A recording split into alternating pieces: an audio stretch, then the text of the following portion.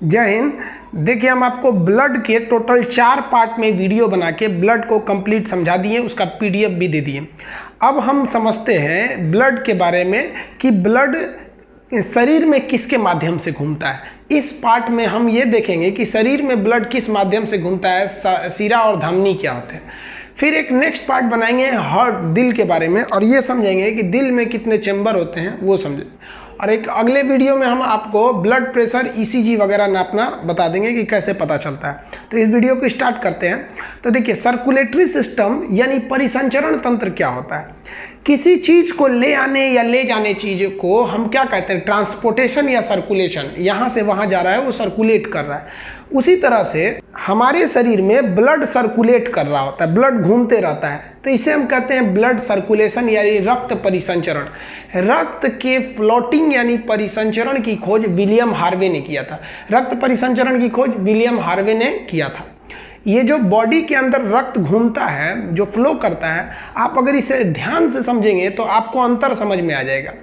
किसी के शरीर को काटिए तो ब्लड बड़ी तेज फेंकता है, जैसे हम अपना काटेंगे तो ब्लड बहुत तेजी से फेंकेगा। लेकिन तेलचट्टा पे चढ़ जाइएगा तो उसका ब्लड तो सफ़ेद होता है हीमोग्लोबिन की वजह से। तो खैर, ये हम नहीं कह रहे हैं कि उसका ब्लड मतलब होता नहीं, उसमें भी ब्लड होता है। तो तेलचट्टा पे अगर चढ़िएगा तो उस तेलचट्टा पे अगर आप मार दीजिएगा तो उसका ब्लड फ्लो करके तेज़ी से बाहर नहीं आता है, वहीं पड़ा रह जाता है। आप घोंघा देखे होंगे, स्नेल वगैरह, उसको मारिएगा तो उसका ब्लड जो होता है, स्नेल देखें आप लोग, स्नेल देखे होंगे, पानी वगैरह में रहते हैं, को मारने पर ब्लड नहीं आता है तेजी से। तो इससे तो दो चीज़ स्पष्ट हो गया कि कुछ ऐसे जीव हैं जिनके अंदर जो ब्लड है वो प्रेशर से बह रहा है, और कुछ ऐसे भी जीव हैं जिनके अंदर ब्लड बिना प्रेशर के बह रहा है। तो देखिए, प्रेशर लगाने के लिए आपको क्या चाहिए, एक खास नली चाहिए। बिना नली यानी बिना पाइप के आप प्रेशर नहीं लगा सकते। आप पानी को इसे ज़मीन पे छीट के इसे पैर से मार मार के प्रेशर बना लीजिएगा, नहीं बना पाइएगा। यानी जिनमें ब्लड प्रेशर से जा रहा है उनके अंदर खून को ले जाने वाली नसें हैं। तो देखिए, जिनके अंदर प्रेशर नहीं है उनके अंदर नस नहीं है। तो जिसमें नस यानी नर्व्स नहीं होती हैं उनके अंदर ब्लड प्रेशर से नहीं जाता है और ब्लड पूरे शरीर में ऐसे ही घूमते रहता है, उन्हें कहते हैं ओपन ब्लड सर्कुलेटरी सिस्टम, खुला रक्त परिसंचरण। इसको पीडीएफ में पूरा लिख दिए हैं, आप डिस्क्रिप्शन से पीडीएफ डाउनलोड कर लीजिएगा, वहाँ आपको पूरा दिखेगा। यहाँ हम बस समझने के लिए लिखे हैं। तो ओपन ब्लड सर्कुलेशन, क्या हमारे शरीर में ओपन ब्लड घूम रहा है? नहीं, हमारे शरीर में ब्लड नसों में घूम रहा है। तो हम लोग आते हैं क्लोज्ड ब्लड सर्कुलेशन, ओपन वाले में नहीं आते हैं।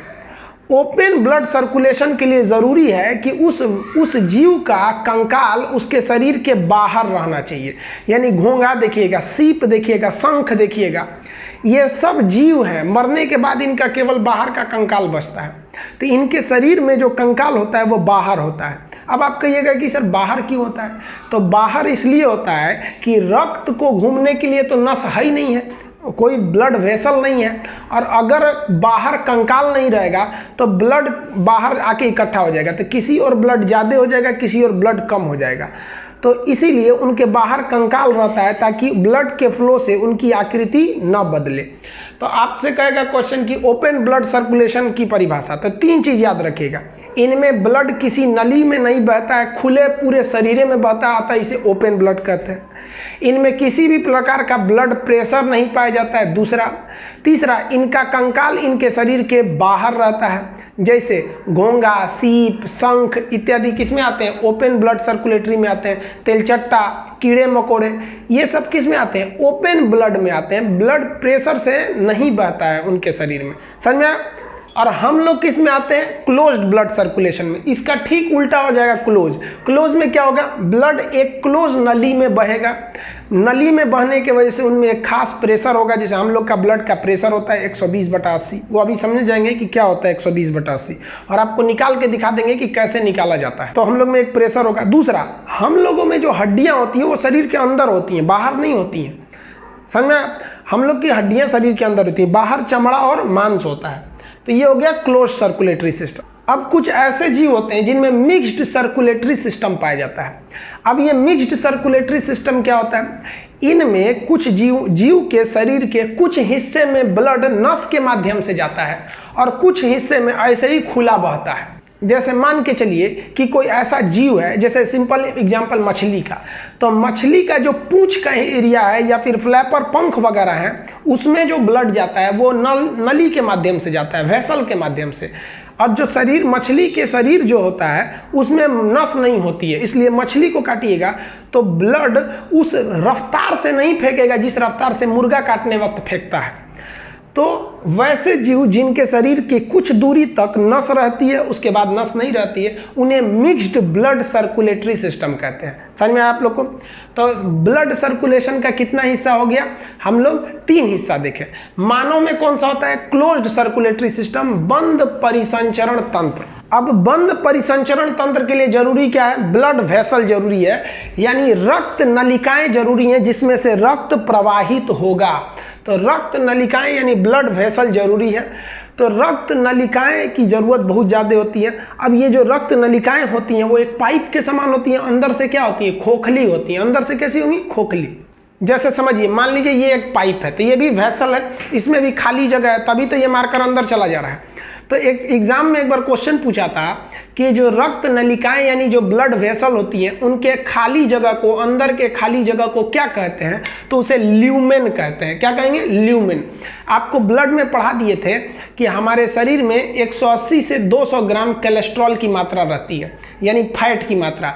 अगर कोलेस्ट्रॉल ज़्यादा रहेगा तो वह कोलेस्ट्रॉल यानी चर्बी इस नस के अंदर जो खाली जगह है ल्यूमेन, उसमें चिपक जाएगा और नस पतली हो जाएगी, जिस वजह से ये फटने की दर हो जाता है या हार्ट अटैक हो सकता है। यानी ब्लड वेसल यानी रक्त नलिकाओं के अंदर के खाली जगह को हम क्या कहते हैं? उसके खाली जगह को हम ल्यूमेन कहते हैं। समझ में आ गया? अब ये जो रक्त नलिकाएं होती हैं ये 2 प्रकार की, धमनी, सिरा, आर्टरीज और वेन्स के नाम से जानते हैं। चलिए इसमें हम लोग अंतर स्पष्ट कर लेते हैं कि क्या क्या चीजें इनमें होती हैं। चलिए देखते हैं। धमनी, धमनी को इंग्लिश में कहते हैं आर्टरीज, और सिरा इसको इंग्लिश में कहते हैं वेन्स। देखिए धमनी जो होता है ना, इसमें शुद्ध रक्त जाता है। इसको याद करने का एक ट्रिक समझिए। ध से धमनी, ध से धनी लोग, ये केवल एक ट्रिक है। कुछ लड़के आप लोग में ऐसे होते हैं ना कि आपको समझने के लिए कुछ ट्रिक देते हैं ना, तो वो लोग बाबू टॉपिक छोड़ के उसमें चले जाते हैं कि सर ने ऐसा क्यों बोला। अरे भैया, हम आपको समझ में नहीं आ रहा है तो ही तो आप किसी टीचर के पास जाते हैं या समझाने के लिए वीडियो देखते हैं। तो हमारा मकसद है आपको समझाना, तो आप समझने की उस पर ध्यान दीजिएगा। आप मेरे शब्द को पकड़ लेते हैं, कहने लगते हैं सर ऐसा क्यों बोल दिए। अरे भैया, हम समझाने के लिए बोल रहे हैं। देखिए ध से होता है धमनी और ध से होता है धनी लोग। धनी लोग थोड़ा शुद्ध दिखते हैं, कपड़ा वपड़ा ठीक ठाक रहता है। समझ में? अभी मत कहिएगा कि सर आप गरीब की बुराई कर रहे हैं। भैया हम समझने के लिए बोल रहे हैं, ऐसा हम किसी का हम बुराई उराई नहीं कर रहे हैं। सब शुद्ध होते हैं, अच्छे होते हैं। अरे भाई, गरीब लोग के पास ही ज़्यादा दिल होता है, अमीर वाले तो केवल इंसान होते हैं, उनमें इंसानियत कम होती है। अब कोई बुरा मत मानना भाई इस बात का। तो ये जो होता है धमनी, समझिए ध्यान से, तो ध से हो गया धनी, ध से हो गया धमनी। तो धनी लोग थोड़ा शुद्ध दिखते हैं, तो ध से धमनी, ध से धनी, तो उसी से याद रखिएगा शुद्ध। और इंग्लिश में भी ट्रिक है। ए से होता है आर्टरीज, यानी आर्टरीज, ए से ए ग्रेड। ए ग्रेड मतलब अच्छा खून, ए ग्रेड का खून आर्टरीज में, शुद्ध खून। तो शुद्ध या किसे याद रखिए? ध से धनी, तो धमनी में। ये समझ में आ गया? उसी का उल्टा कर दीजिएगा तो ये हो जाएगा। एक ही याद रखिए। अब हम इसमें समझते हैं, तो बच्चा वाला चीज़ है, आप लोग को याद रहना चाहिए। हमको क्या जरूरत है? ट्रिक से समझाने का। पहला समझते हैं। धमनी जो होता है ना, वो ब्लड को हार्ट से लेकर बॉडी की ओर जाता है, हार्ट से बॉडी की ओर जाता है। ये इसकी सबसे मेन परिभाषा है, सबसे बड़ा मेन परिभाषा है कि वैसा नस जो हार्ट से बॉडी की ओर जाए उसको हम कहते हैं धमनी। अब दूसरा चीज देखिए, हार्ट से जब जाता है धमनी किधर? बॉडी की ओर, तो इसमें प्रेशर बहुत ज़्यादा रहता है। प्रेशर इतना भयानक रहता है कि इसमें प्रेशर की मात्रा ज़्यादा रहती है। वो प्रेशर कितना होता है? 120 मिलीग्राम पारे का होता है प्रेशर, 120, उसको नापिएगा पारे पे। तो प्रेशर उसमें ज़्यादा रहता है। अब आप बताइए, प्रेशर ज़्यादा है और इस नस को अगर भगवान ऊपर बना देता तो ये तो फाड़ के चमड़ा को निकल जाता। इसलिए भगवान इसे क्या कहता है, बहुत ही गहराई में डालता है। तो शरीर में जो अंदर देखिए, हाथ में जो ऊपर नस दिख रहा है वो धमनी नहीं है, जो अंदर मोटका मोटका दिख रहा है सब ना, वो धमनी है। वो शरीर के ज़्यादा गहराई में होते हैं और मोटे होते हैं। मोटा क्यों होता है, क्योंकि भैया प्रेशर ज़्यादा है। गहरा क्यों होता है, भैया प्रेशर ज़्यादा है। इसमें किसी भी प्रकार का वाल्व नहीं लगाया जाता है। वाल्व उस दरवाजे को कहते हैं जो एक ही ओर खुलता है, दूसरे ओर नहीं खुलता है। जैसे आप हैंडपंप में चलाते होंगे तो पंप में एक वाल्व लगा होता है, नल में पानी नीचे से ऊपर खींच लेता है और वापस जाने नहीं देता है। कभी कभी वही वाल्व घिस जाता है तो पानी वापस चला जाता है। साइकिल में भी एक वाल्व लगा होता है कि हवा इधर से भरिएगा तो भर जाएगा और उधर से आने नहीं देगा। तो इसमें किसी भी प्रकार का वाल्व नहीं होता है। अब आप कहिएगा कि सर ये कैसे, तो देखिए इसमें वाल्व लगाने की ज़रूरत क्या है, क्योंकि जिस नस में ऐसे हार्ट अगर ब्लड को पंप किया है तो ससुरा अपने हुमच के पंप किया, उनको आने का सवाल पैदा नहीं होता है। तो भगवान वाल्व लगा के वाल्व बर्बाद थोड़े करेगा। तो हार्ट इतना ना हुमच देता है। हुमचने का मतलब समझते हैं, सीबीएसई वाला ध्यान से समझेगा, हुमचने का मतलब है नहीं समझेगा। तो एकदम हड़ाहे कोच देता है एकदम कि जो उधरे रहो, तो पूरा तेजी से ब्लड उधर जाता है, लौटने का सवाल पैदा नहीं होता है। इसलिए इसमें वाल्व नहीं होते हैं। ये लाल रंग का होता है, इसमें ब्लड की मात्रा ज़्यादा होती है और ये लाल रंग का होता है। समझ में आया? ये तो पहले बता दिए, इसमें शुद्ध रक्त बहता है। शुद्ध रक्त का मतलब ऐसा नहीं कि खूब साफ होगा, उस रक्त में ऑक्सीजन रहता है, इसीलिए उसे क्या कहते हैं, शुद्ध रक्त। शुद्ध रक्त। अब देखिए कुछ लोग कहते हैं कि सर इसका एक अपवाद है। क्या अपवाद है? फुसफुस धमनी। फुसफुस मतलब होता है फेफड़ा, आपको श्वसन तंत्र में पढ़ा दिए, यानी पल्मोनरी आर्टरीज। पल्मोनरी आर्टरीज, फुसफुस धमनी को क्या कहते हैं, पल्मोनरी आर्टरीज। आप कहिएगा सर इसका एक अपवाद है।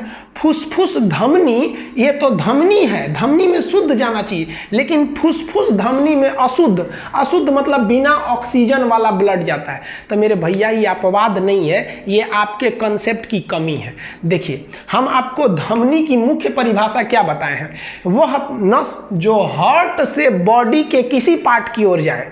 अब एक बात बताइए, हार्ट में जब ब्लड आता है तो वो पंप करने से पहले उस ब्लड को फेफड़ा को देता है कि रे रे भैया रे, इनमें ऑक्सीजन मिला, ऑक्सीजन मिला।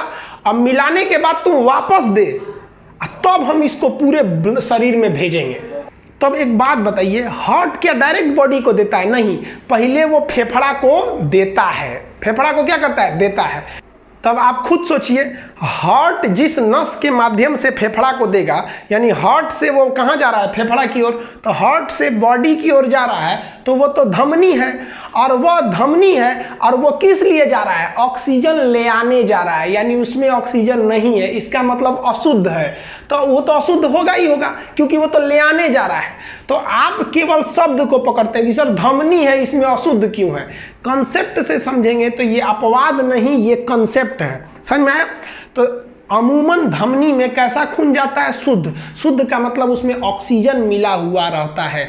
लेकिन फेफड़ा वाली धमनी में हार्ट जो भेजता है वो ऑक्सीजन में ले आने के लिए भेजा होता है। अतः फेफड़ा वाली धमनी, पल्मोनरी आर्टरीज, यानी फुसफुस धमनी में क्या रहता है? वो धमनी है किंतु उसमें अशुद्ध रक्त बहता है। ये आप धमनी की परिभाषा समझ गए होंगे। धमनी में वाल्व क्यों नहीं होता है? क्योंकि इतना ना हुमच के फेंके रहता है कि वापस आने का सवाल पैदा नहीं होता है। तो ये धमनी समझ में आ गया होगा आपको। अब हम समझते हैं सिरा के बारे में। सिरा को इंग्लिश में कहते हैं वेन्स। इसको ट्रिक से याद करने की जरूरत क्या है? इसको याद कर लिए तो इसी का बस उल्टा है। क्या कि भैया बॉडी से वापस लाएगा, जब तो बॉडी से वापस लाने वाले